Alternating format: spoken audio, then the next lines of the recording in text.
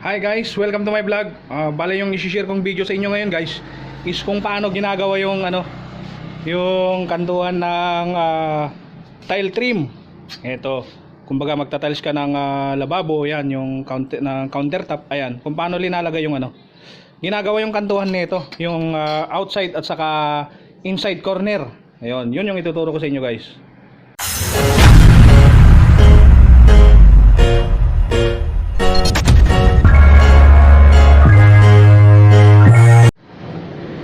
Ayan, unahin na nga natin yung guys, yung kung paano ko ginawa yung ito, miter box sana, kaso hindi siya box eh. Ayan. Pero dito natin i-ano yung yung ikakat yung tile trim. Tensya na guys, maingay, tabi kasi kami ng highway. Ayan. Dito natin ikakat yung tile trim. So, ang ginawa ko guys, ito, ayan. Ayan nga yung kahoy, pinako ko lang to. Ayan. Pero dapat guys, pag ginawa mo to, ayan, pag ginawa mo to, yung sukat nito, dito banda, kung ano yung taas niyan dito, ganun din dito sa kabila. Ayan, dapat pareho yung sukat niyan guys. Saka isa pa, guys, is dapat nasa eskwela siya guys. Ayan, sensya na guys, madilim. Ayun, dapat nasa eskwela yan. So, yun. Ngayon ang ginawa ko guys, bali in-eskwela ko siya ngayon dito. Pansin nyo may na dito. Linagarihan ko na siya kabilaan. Ayan. Bubulol tayo. Ayun. Tapos pinortify ko siya ganyan. Ayun. Kabilaan. Yun yung ginawa ko. Ayan guys. Tapos nung nakuha ko na yung niya, 45 degrees na ito. Ayan. In-eskwela ko siya papapa. Ganon. Kabilaan yan guys. Ayan. Saka ako linagari ngayon. Bale dito, ito yung magiging guide natin sa pag 45 ng paggawa ng kantuhan ng ito, tile trim.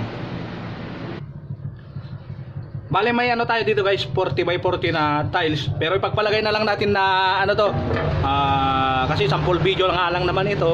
Kumbaga ito yung lababo na lalagyan mo ng tile trim. Kumbaga 60 by 60 yan. Ayan. Ngayon ito yung lalagyan natin ng tile trim. Ito, yung kantuhan nito. Nakatayo yan guys, ayan. Ayan. Lalagyan natin ng tile trim dito sa kayong pababa. Yun yung unang ituturo ko sa inyo guys kung paano natin gagawin yon. So ito na yung tiles, bale sample guys. Gagawin natin, bale nakat ko na siya. Pero para sa inyo guys is babagawin natin para makita nyo. Ang gagawin lang natin guys, dapat i-actual natin sa tiles. Ganyan, baka naka-actual yan. Tapos dito sa dulo guys, dapat lagyan natin ng tanda. Ayan. Lagyan natin ng guhit kung paano yung direction ng pagputol. Ito guys is basehan mo lang yan para hindi ka mawala. Bahala na yung miter box mamaya kung paano yung basta makuha lang natin yung direction kung paano natin siya puputulin. So yun. Bale yan siya guys. Nalagyan natin ng tanda kanina, hope guys na nakikita nyo. Ayun, may tanda. Ngayon, ganito yung position niya guys, ayan. Nandito na yung kanina, bali linagyan ko na rin ng clock. So ayun, may tanda na nga tayo. Ayun. Ayan guys, hope na nakikita nyo. Ngayon, nandito yung yung guide natin. Yan natin siya puputulin. So ayun, dikit lang natin ng ganyan. Tapos putulin na natin. Dapat guys, nakadikit yan. Nakadikit dito sa may nakadikit dito sa may miter box, saka dito sa baba. So ayan, bali puputulin ko lang siya guys. Kakat lang natin siya. Siya nga pala, shout out sa mga magagaling na tile setter dyan. Ayan.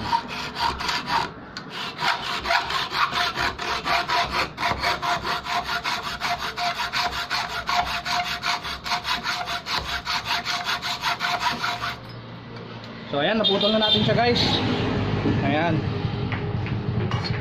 Ngayon, ayan na siya guys. So naputol na natin. So bali nagawa na natin yung isa. Check natin guys. Ayan. Saglit lang guys. So yun. So ganyan yung itsura ng isa. Ayan. Ganyan. Kumbaga ganyan. Tapos ngayon guys is gagawin rin natin yung kasalubong niya syempre dito. So yun yung gagawin natin. Katulad kanina, dito na lang natin isasample guys. Dito na lang natin isasample. Ayan, gagawin ulit natin ng tanda para hindi tayo mawala. Kumbaga dito natin siya puputulin. Ayan. Yan. May markings na tayo kanina kung paano yung posisyon ng pagputol. So puputulin ko lang guys. Ayan yung tanda natin guys, oh. May tanda na tayo rito. Hope guys na nakikita nyo. So ayun, kung pansin nyo kanina, dito tayo nagputol sa kabila. Ayun, yung partner naman niya guys is dito sa kabila. Ganun pa rin. Lumipat lang siya guys. O yan. Yung video na to guys is sinishare ko lang yung sa akin, yung diskarte ko kung paano ginagawa. Paano ginagawa yung pagtuwan ng tile trick.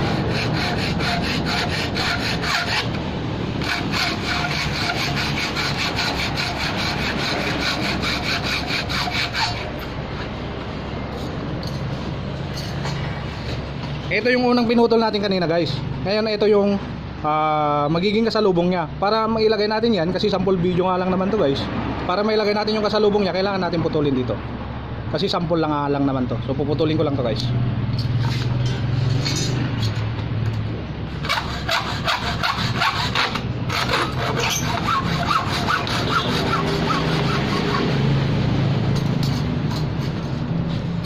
So ito na siya guys. Putol na siya. So yun, bale naputol ko na siya guys. Bale kung pansin nyo guys dito sa mga bandang dulo niya, sensya na guys, malabo, cellphone lang kasi gamit natin. Ayan, may mga yan, medyo magaspang. Gamitan nyo na lang ng papel de liha, sandpaper para pumino. Ngayon, check natin guys yung magiging itsura niya. Sample. Sample natin siya guys. Galaw. So yun, ayan na yung itsura niya guys. Hope guys na ayaw mag-focus, nakikita nyo. So yun, pwede to sa guys, kumbaga patas dito, kumbaga enda na lababo tapos pababa. Pwede rin yung sa mismong pababa ng kumbaga nakahiga. Latag ko lang yung tiles guys Kumbaga pa ganyan siya guys, kung nakalatag. Ayun. Ayan.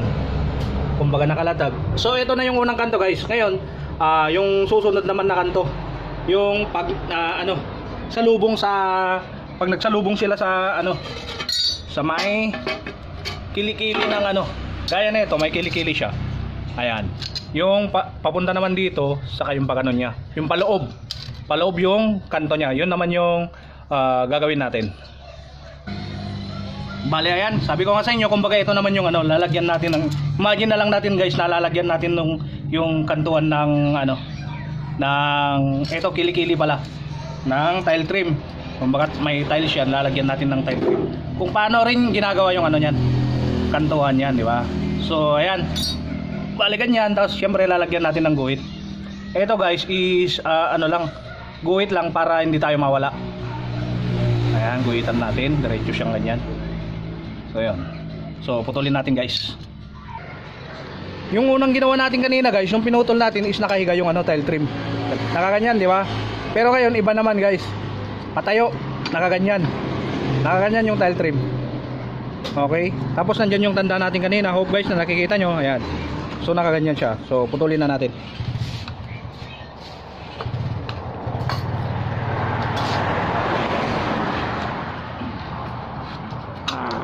Impit guys. Saglit lang.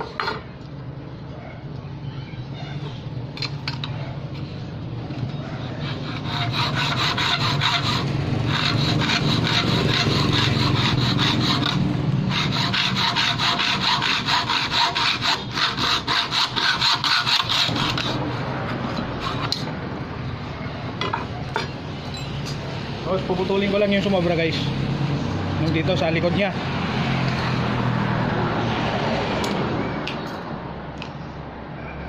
So ito yung naging itsura niya guys. Ito yung itsura ng isa. Ayan. Magaganyan. Ngayon yung kasalubong naman niya guys, ang gagawin natin. Tulad kanina, gagawan din natin siya ng tanda. Ayan, bale ito yung isa. Ngayon, ito naman yung kasalubong niya. Gagawin din natin. Ayan. Katulad ng isa kanina, linagyan natin ng tanda. Syempre lalagyan din natin to ng tanda para hindi tayo mawala. Ayan. So, yan. So, putulin ulit natin. Tulad ng ano niya guys, partner niya, ito puputulin rin natin siya ng patayo ganyan. Kumbaga yung isa kanina guys dito. Ayun yung partner niya dito naman. Saka pareho siyang nakatayo pa rin guys.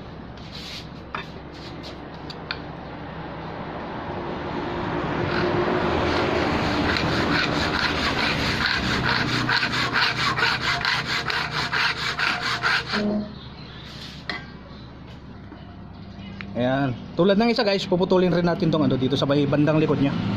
Gamit yung guntingero. So ayan. Putol na siya guys. So bale ganito yung magiging itsura niya guys. Pagka ano, yun sa siko niya. Hope na nakikita nyo na mabuti. Ayan. Although may ano, konting awang is ano na lang yan guys. Konting liha mo lang yun sa may pagitan para mo makuha mo ng ano, maayos. Ayun. Ayan. Pero hindi na yan pansinin guys.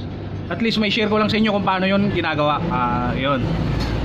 So ayan. Ngayon nakuha na natin yung ano, isa, kumbaga yan, may tiles na dito sa may bandang ilalim, kabilaan. So ganyan yung itsura. Ngayon yung sa siko naman niya, outside corner, kumbaga ito is inner na kantuan ng ano, tile trim is yung ano naman yung sunod. Yung isa, yung palabas. Okay, dito tayo ulit guys. Ayan sa may poste, saglit lang. Ayusin ko lang yung cellphone cam.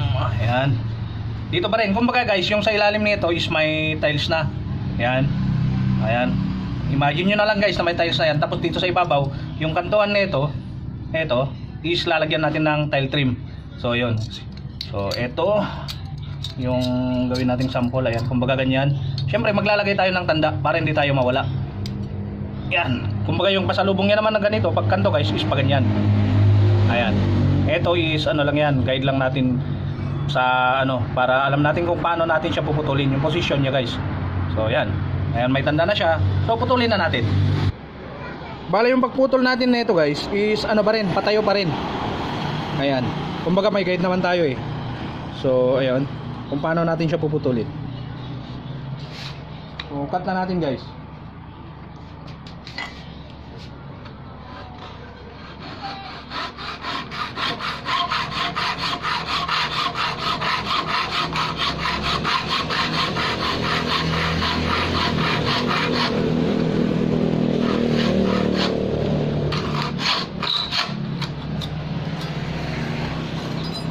Naiibit guys, pero bale ano, guguntingin ko na lang dito sa may bandang likod.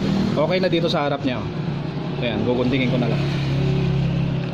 So dahil hindi naman ito makikita guys, matatakpan naman to sa may bandang likod ng tiles.